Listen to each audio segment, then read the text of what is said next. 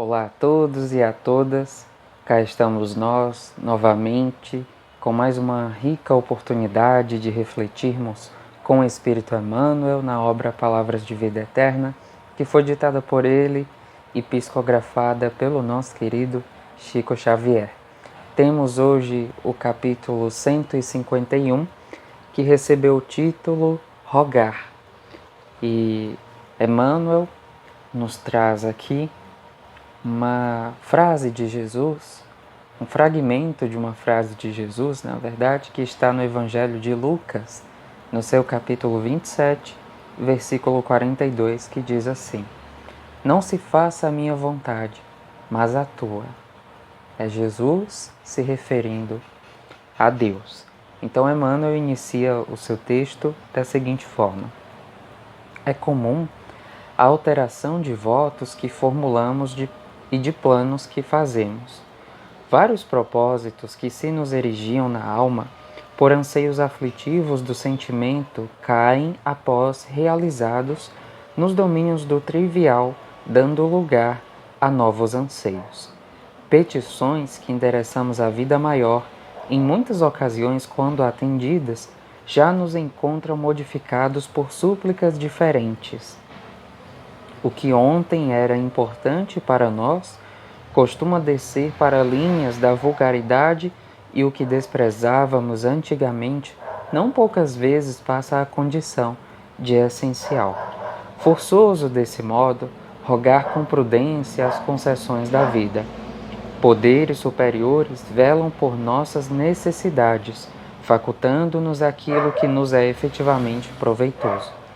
Em circunstâncias diversas, acontecimentos que nos parecem males são bens que não chegamos a entender de pronto, e basta analisar as ocorrências da vida para percebermos que muitas daquelas que se nos afiguram bens resultam em males que nos dilapidam a consciência e golpeiam o coração.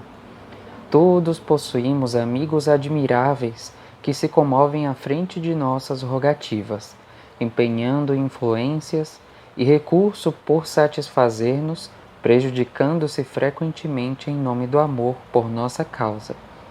De vez que nem sempre estamos habilitados a receber o que desejamos no que se refere a conforto e vantagem. Aprendamos assim a trabalhar, esperando pelos desígnios da justiça divina sobre os nossos impulsos. Importante lembrar que o próprio Cristo, na fidelidade a Deus, foi constrangido também a dizer: Pai, não se faça a minha vontade, mas a tua.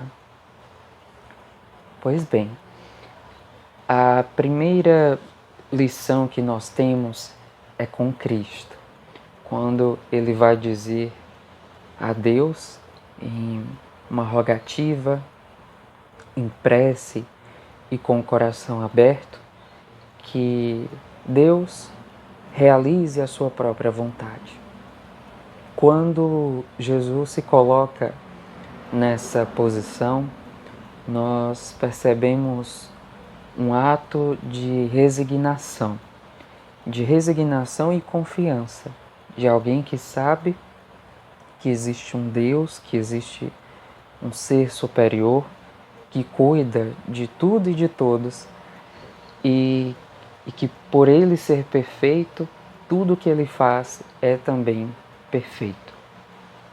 Dizer que seja feita a vontade de alguém, se nós utilizarmos aqui o exemplo do plano material, é ter plena confiança nessa pessoa em que nós estamos depositando toda a nossa cota de crédito, em que nós estamos acreditando por completo. Desejar que se realize as vontades dessa pessoa é acreditar que essas vontades são boas, são positivas, são benéficas e que de forma alguma oferecem um risco, qualquer que seja, para nós, e é preferível que para nenhum de nós. Se no plano da matéria, se no plano físico é dessa forma, pessoas com pessoas, imaginemos então o Cristo reencarnado dizendo para Deus: que se faça a sua vontade. Analisando na perspectiva crística, analisando a perspectiva do Cristo, em verdade, e a consciência que ele possuía, com toda certeza e diante de todo aquele contexto que estava ocorrendo, Jesus, com o coração movido pela fé, embora passando por aqueles momentos que geravam, de certa forma, um conflito das emoções, entregou-se por total à vontade de Deus, em um ato de confiança, em um ato de resignação. É nesse sentido que o Espírito Emmanuel vai discorrer no seu texto esses ensinamentos tão profundos referentes à própria resignação e nós perante a confiança no Pai. Muitas vezes traçamos planos e projetos que são distintos dos que Deus deseja para nós. O que hoje nós solicitamos, nos dirá o Espírito Emmanuel, quando recebermos e se recebermos, vamos perceber que não mais possui o mesmo grau de importância do que quando nós havíamos pedido. E por que isso acontece? É possível e é necessário refletirmos nesse aspecto, porque nós estamos em uma jornada ascensional e o nosso espírito está caminhando para atingir a maturação, a maturidade espiritual. Muitas das coisas que nós pedimos no hoje, ou que nós já fizemos o pedido, as nossas rogativas a Deus, foram reflexo, a exteriorização da nossa imaturidade.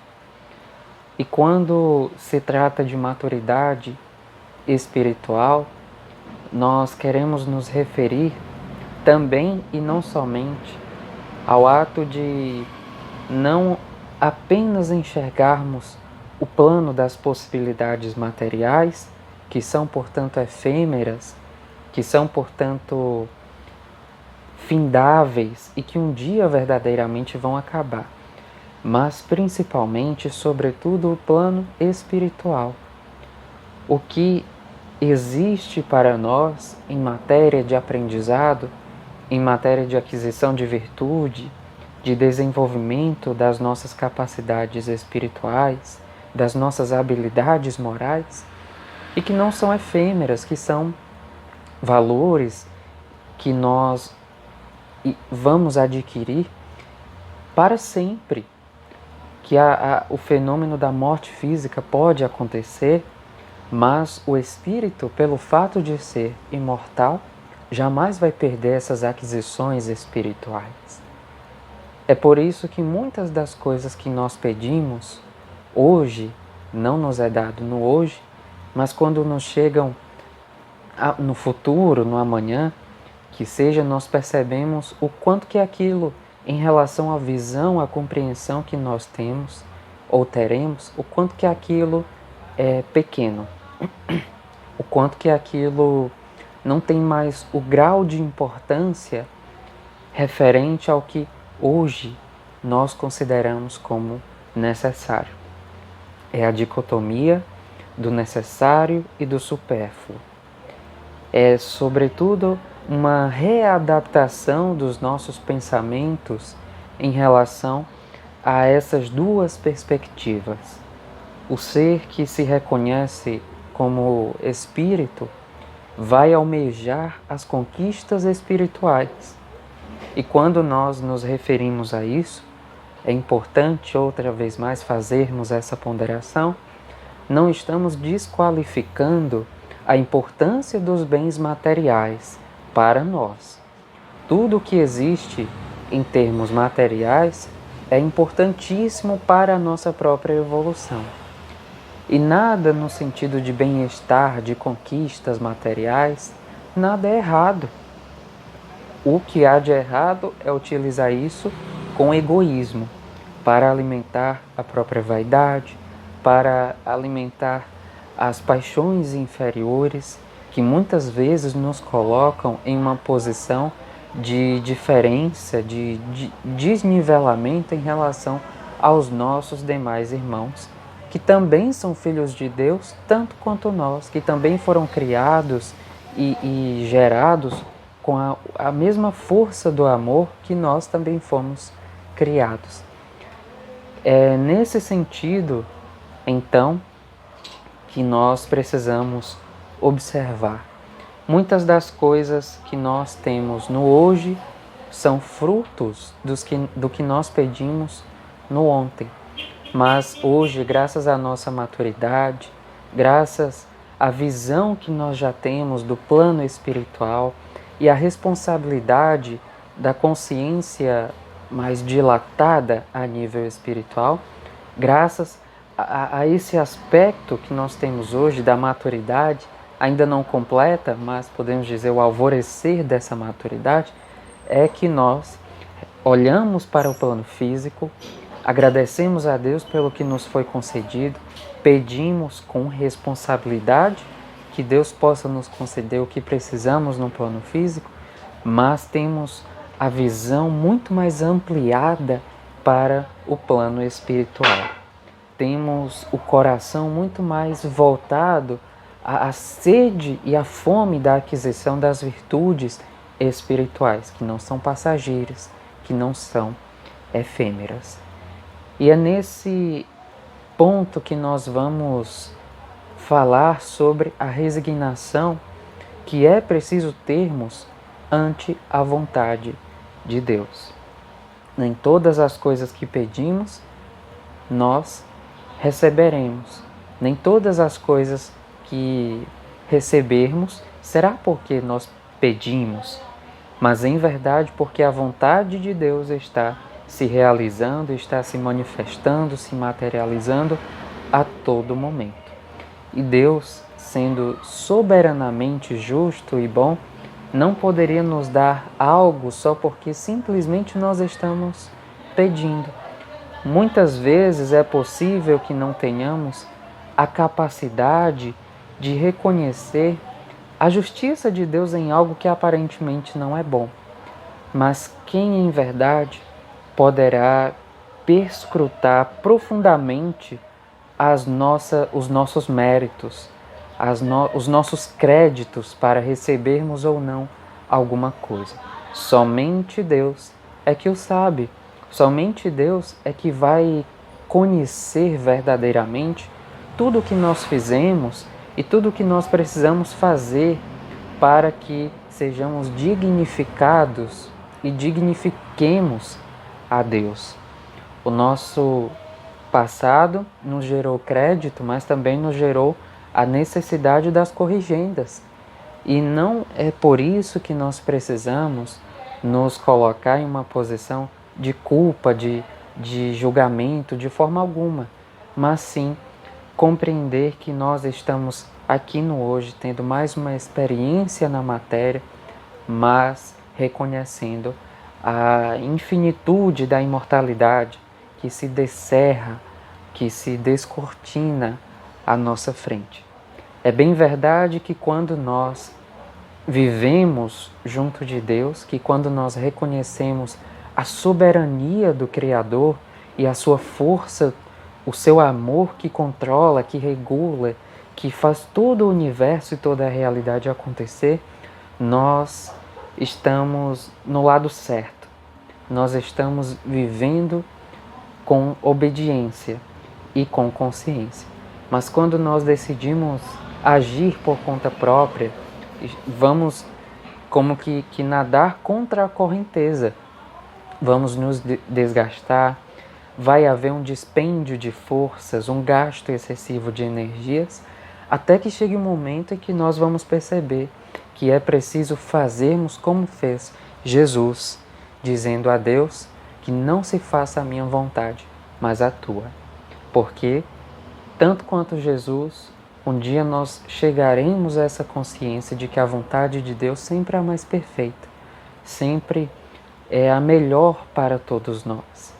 E então, quando chegarmos nessa condição, nesse dia que pode ser hoje, pode ser no agora, tantos sinais surgem para nos informarem o que devemos fazer, que caminho precisamos seguir, e às vezes nós estamos ignorando esses sinais que são frutos da misericórdia divina. Então o dia pode ser hoje, nós nos entregaremos totalmente à vontade de Deus, que é essa que deseja para nós a felicidade, a nossa regeneração íntima, de modo que nós nos curemos das feridas morais e possamos fulgurar e possamos ser em nós mesmos o amor de Deus que se manifesta de várias formas. E então verdadeiramente estaremos confiantes. Não andaremos como que perdidos no caminho, mas sabendo o que fazer, sabendo para onde ir, sabendo como fazer e como ir. Porque Deus nos ama e nos capacita e nos faculta de todos os meios para que nós alcancemos o êxito de nós mesmos.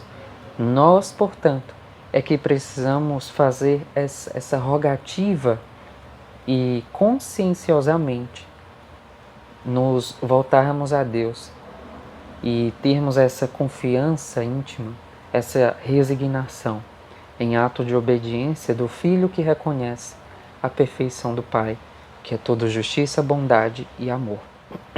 É dessa forma, queridos irmãos e irmãs, amigos e amigas que nos acompanham, que encerramos o nosso vídeo de hoje com essa reflexão, convidando-nos à resignação e à confiança em Deus.